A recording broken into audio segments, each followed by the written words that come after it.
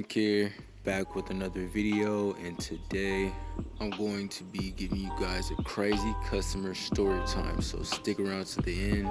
Without further ado, let's begin. So this story takes place last fall, back when I used to use door hangers to market everywhere. So like any other day, I'm hanging door hangers one day, and I get a strange text. So I look at my phone and it's actually a voicemail notification. So I go to play it. Hello, is this Marquise? Well, I want you to know I'm calling the cops and I know where you stay. I instantly hang up the voicemail, and out of nowhere, while I'm hanging up door hangers around the neighborhood, she calls back again. I pick up. Hello? Do you not know what no soliciting means? Yes, ma'am. Door hangers aren't soliciting. Let me speak to your parents, you imbecile. I hang up. Maybe I should have talked to her more, but I just felt completely offended at the moment. Not only that, but I know for a fact door hangers are not illegal. Door hangers are not soliciting, so everything she said is a lie. Hence why the cops never showed at my house anyway. But back to the story, I was really nervous at the moment because the customer just said all of this and I'm still in the same neighborhood. So for my own safety, I didn't turn around. I just walked another way out of the neighborhood. But yeah, that was my little story time with a crazy... it was really a stranger. It wasn't a customer. But comment down below if you want any more crazy story times like this. And if you have any crazy stories of your own, comment it down below. But let's get into the podcast.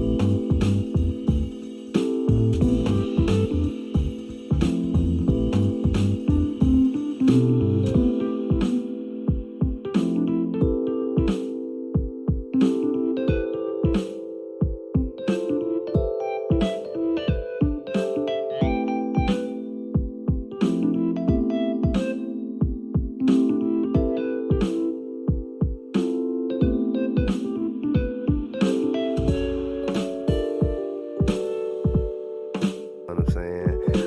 And I have an incredible support system. My family, my wife, my mama, you know, her mom, my mother-in-law, her sister. It looks like a good system on television. It is. I mean, we some bad motherfuckers now, Mike. I ain't gonna tell you. I don't think it's a lot of motherfuckers. Family? Yeah, No Harris doubt. family, we some bad motherfuckers. I don't think it's many motherfuckers who can kind of like do what we do, how we do it, the way you know what I mean? I understand. I believe that. Like, really good. you know, we had just enough fun. You know what I'm saying? To not fuck it up. And we were always sad because when we were hearing stories and rumors about you and your wife not getting along. Well, we didn't get along for a minute. We didn't. Family should always stay together regardless of what. Yeah, I mean that's what I always say, man. You know, Stay together. the key to being together for 30 years, 30, 40, 50 years, this is the secret. Have a bad memory. Don't fucking leave. And it's really just as simple as that. All you gotta do is not fucking leave. You know, but I mean, I love my family. I love my old lady. I think, and I love our journey, our evolution. The chemistry looks beautiful on television. Yeah, man, we fuck with each other, man. I think the greatest thing is for one, let's just say this. Like when we started dating, I was 20, 21 years old. So even just to be able to keep a woman at 21 in your 20s, let alone the 30s. For me, that would have been You impossible. I'm dig? just I'm just too selfish. Yeah, we were. I mean, I'm a selfish person, and I do think about me. But I think that, you know, the thing is, I've always been invested into her happiness. You dig? Like, it always made me feel good to make her happy. So, there you have it. It looks that way. Tip, man, how'd you get into podcasting? Well, my manager asked me to go to a meeting. My manager, Brian Scher, asked me to go to a meeting with some other white people, some Brian Jewish guys. makes money for you? I didn't know, huh? Brian makes money for you? Brian makes money for me. And also, even more so to make money, he's a brother and friend of mine, and, you know what I'm saying, partner in my television and film business. But Fucking Brian. yeah, Brian rocks. You know what I'm saying? Fucking Brian. Brian Scher, he rocks. Shout out Brian Rocks. So he actually asked me to go to a meeting with some Jewish fellows that I didn't know, but I was happy to go. You know what I'm saying? Of course. Peter and Neil from Podcast One. Podcast One. And I sat down and, you know, and listen, Brian in the meeting, he said, hey, listen, okay, I know it's not really what you got on your life goal, but just hear them out. They're great guys. Just hear them out. And I said, all right, cool. So we sat down and they said, Tip, why don't you have a podcast? And I said, I don't know. What the fuck I'm going to do with a podcast? I don't know, man. You know? It's the future, man. And then it was like, well, you know, with your presence on social media and you know, your opinions being so somewhat provocative, they provide for an audience who would like to hear you expound upon your Ideas. perspective. Yeah. And I just thought, I was like, yeah, why the fuck don't I have a podcast? Yeah. And I just started thinking about how we would kind of put it together, and Expeditiously was born from that thought. Well, your flow is so expeditious. I'd say that's a great way to describe how you rap. Yeah, and I love that. Rap. I watch you rap every day when I get on my treadmill and work out. I love that. Know what song you on? You on One Love with Game. Yeah. Remember that Okay. video?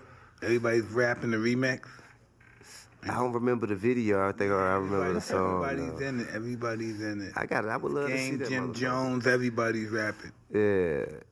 No, it's dope, man. And I think that, you know, you have such a great way of relating to people. Like, for instance, you guys had Alex Jones on. Yeah. Fucking Alex Jones. Tell me, now, I think that's fucking badass of you Yeah, to bring there you on go, somebody who's so the polar opposite, Sure. you know, Tell me for about lack Alex of, Jones. yeah, What's the story? Alex Jones. Listen. Talk about him. What was mean- that like? I mean, man, he was just, you know, a guy with some alternative ideas. Like what? You know, just secret societies, secret meetings, sacrificing children, just all kinds of shit, man. Why wouldn't people do that? I mean, I'm not saying that they didn't, but he's saying he's claiming to have broken into Pizzagate. Yeah, Pizzagate and all that stuff. He's claiming to have broken into, and the thing is, it only implicates Democrats, Right. which is Yeah. kind of what you know. What I mean, it's kind of like, okay, I know you're full of shit, but there may be some truth wrapped up in it, but it's gonna be just as much. That's what democracy stands for, the democracy. Mm. You know? The democracy. Demons. Demons. Yeah. Democracy. Yeah. Okay, well, that's one. So perspective. society is run by the demons. Listen, that's your perception of what they are. Right. You say mean- like they would call like 2,000 years ago they would call us barbarians. I mean, I We would be think barbarians. it definitely takes. It definitely takes a pretty fucked up perspective to do something to others, like to impose your authority or will in doing something that will affect others in a way that it won't affect you, and you just do it implicitly, like what I'm saying, like cavalierly, without any concern. But, like, that's pretty demonic. Like on some the sure. Flint River shit. For sure. I mean, like Yes, Flint, the like water Flint water issue. system. Like the motherfucker who decided to do that. That's The governor. That's some despicable, dastardly, diabolical shit. No doubt. You know what I mean? It's evil. Exactly. It's Yeah. of the demons. So I think you must. So in a Yeah. way, you must say that demons. Forget that. Forget that. Kinda- It's just the fact that people have, like, when I was a young kid, my hood looked like somebody hit it with a nuclear bomb, like banned the building, fucking broke out, and you living right next door, rat. And as I get older, I say to myself, how could our government allow human beings to live like that? Like my mother and the way we live. How could we allow human beings to live like that? Well, then, Mike, like we had In the 70s, how could you allow yesterday. people to live like that, humans to live like that? That was just inhumane. Well, then yesterday we had Justin on, Yeah. who goes to the Congo, and he helps these pygmy tribes. Got you. And these people have been subject to atrocities that you can't even imagine. Years. Right. Enslaved, Thousands of years. mutilated, raped, just completely demoralized as a culture. And Mike said yesterday what people in other countries wouldn't give to be homeless in America. And I thought how fucking crazy that is. So then you take that to, say, a politician's mindset and outlook. And he's looking at Brownsville going, well, what do they have to complain about? Exactly. I guess. Exactly. I mean, to be honest And with so you, they can rationalize this shit. it's horrible that they would choose to rationalize this shit because, honestly, if they because most politicians consider themselves Christian, right? Yeah. Okay, all right. So if we're going by as it pertains to the Bible, and the Constitution for that matter, you supposed to want for your brother what you want for yourself. Right. That's a mentality. That's bullshit. Everybody uses that as bullshit. No, it's not. No, it's bullshit, but that's what we that's the striving way for. it should be. Yeah. But it's not. Yeah. It isn't. No. Nah, I'm scared if I help my brother, he might get bigger than me and fuck my wife. And my Nah. think he's attractive. We're all in. But isn't Listen, that the no. animal mind? No, that's the. We have to enemy control complex. those thoughts. Enemy, yeah. We have enemy complex. Yeah. Yeah. You know what I mean? Everybody. Well, we're programmed like yeah. that. If I help him, he'll take what I have. I never felt. I don't recall myself feeling that way before. Oh, well, I don't know. Maybe you're a Martian or something. Maybe. Because it's self-preservation. Man, I mean. Yeah. Think of self. You can't think about, hey, you can't think, hey. Then if you say that, say, hey, listen, I just got my paycheck from my gig. I'm going to give it to him. Nah, because this is mine. I work for it. I would like to afford you the opportunity to do the same thing for yourself as I could do for myself. You know what I mean? Well, sometimes we do that, though, right? Sometimes. Sometimes we give to the people around us who need it. This is true. You know what I learned from my mentor, Customato? What's that? It comes a time in life when the most important thing that means to you, something to you, you have to give it up. Willingly? Huh? You mean willingly give it up? Or just don't have know. it taken from you? Well, both ways. You know, the end of the period is that we won't be together again. Right. You know. The world as you know it must be turned upside down. Yeah, and we have to deal with that. Yeah. You know, and that has to do with adapting. Yeah. You know, and that's what we've been doing for the eons of years we've been here. We've been adapting. Yeah. Life is a series of adjustments. From the time you're born to the time you die. All No you do doubt. is make an adjustment. No doubt You know about what's it. fun? Can you think about? I wonder what the first man in my bloodline, in my gene, what did he look like? The first one, billions of years ago. Like the guy that they found, the oldest guy, 4.4 million years. I wonder who was Mike Tyson back then. What did he look like? Who was the first me 4.4 billion years ago? Who was representing me then? You know, who was representing me, my bloodline? The man. Who was he? What did he look like? Was he white? Was he Asian? Right. You Maybe know? something we've never seen. Maybe something we never seen. Maybe like another species. Yeah.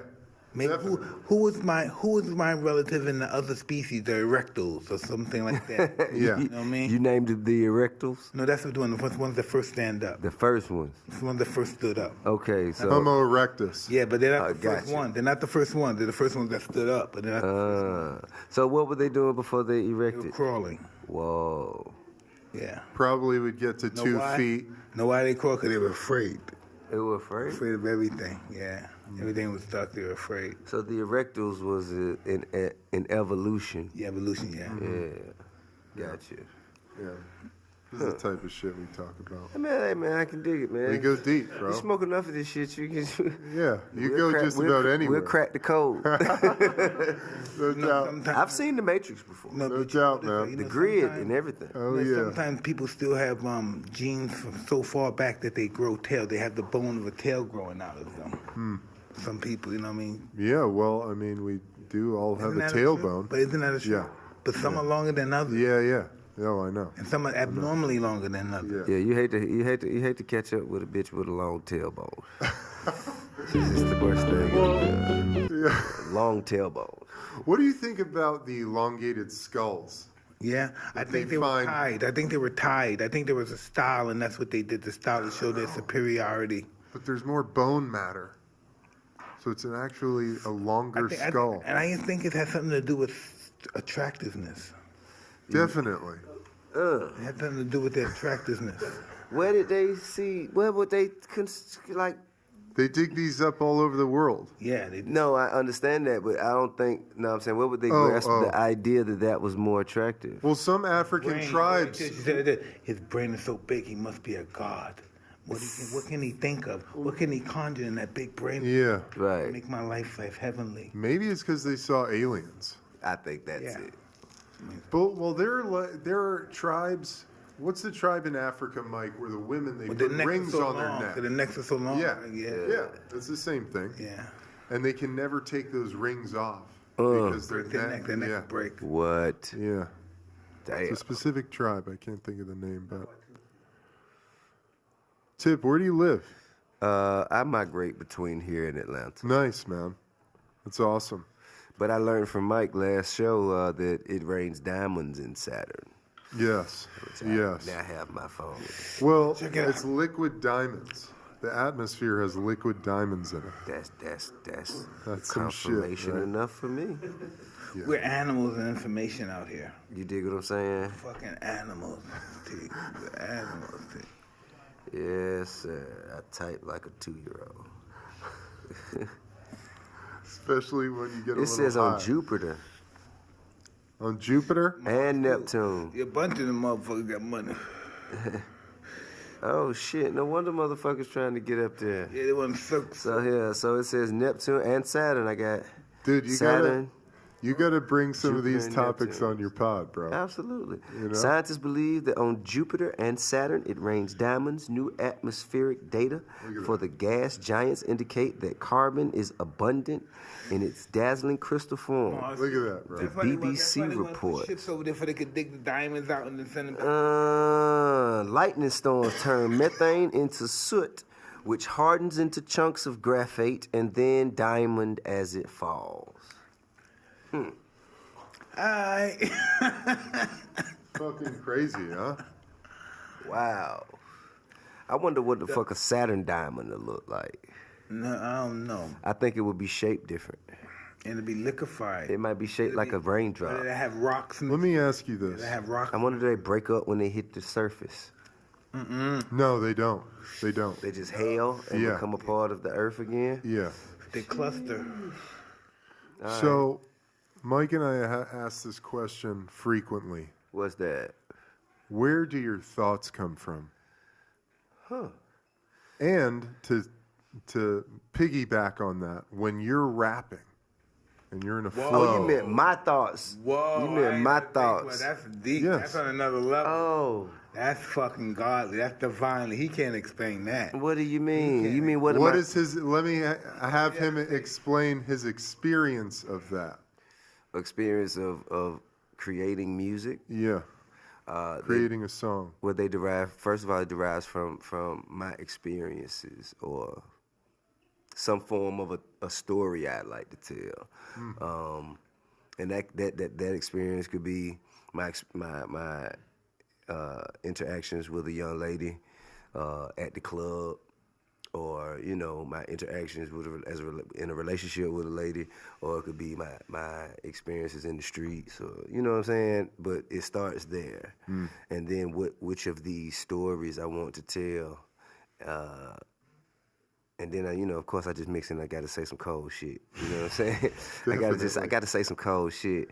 But then it all has to kind of like surround a narrative. So that's where it starts. Do you write it down on paper? Sometimes I do and sometimes I don't. It just depends on what kind of song I want to make. If I want a song to sound effortless and just kind of like 24s, or maybe even like You Don't Know Me, like usually the anthems are the ones that I don't write down. Do you feel like they just come out of you? Yeah, because usually it comes to mind quicker than I can actually jot it down. So by the time I try to write down everything that I've already thought, I could have just laid it down. On a track. And then by the time I finish writing it, I'd be done forgot some of it. So I just get in there and just do it sometimes. But then when I really, really, really get in my bag and I really want to out-rap people, I put pen to pad. You know what I'm saying? I pull out, some books, like, my thesauruses and philosophy books, and just to pique my interest and create thoughts.